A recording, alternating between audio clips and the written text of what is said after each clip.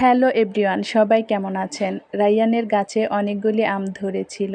এদিক দিয়ে সবসময় লোকজন চলাচল করার কারণে বেশিরভাগ আম পেড়ে নিয়ে গেছে। কিছু আম রয়ে গেছে ক্ষেতের উপরে, নেট দিয়ে বেড়া দেওয়ার কারণে আমগুলি নিতে পারেনি। তো যারা নিয়মিত আমার ভিডিও দেখেন তারা জানেন অনেকদিন আগে রায়্যান বলেছিল সে এই গাছের পাকা আম খেতে চায়। তো ছেলের আবদার পূরণ করতে আমি আমগুলিকে নেট দিয়ে বেঁধে রেখে দিয়েছিলাম। গত পরশুদিন সে বলতেছে, মা চলো আম পেড়ে নিয়ে আসি। তো ওর সাথে আমিও আসলাম। সে নিজের হাতে আমগুলি পেড়ে নিচ্ছে, আর আম পাড়তে পেরে সে অনেক খুশি।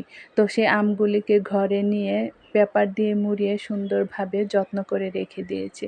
তো আজ স্কুল থেকে ফিরে এসে বলতেছে, মা দেখো আমার আম পেকেছে কিনা। তো ছেলের কথা মতো আমি আম বের করে দেখি যে আম পেকে গেছে। এখান থেকে কয়েকটা আম কেটে ছোট ছোট পিস করে দিলাম যাতে ওরা কাঁটা চামচ দিয়ে তুলে খেতে পারে। তো রায়্যান খেয়ে বলতেছে অনেক মজা হয়েছে।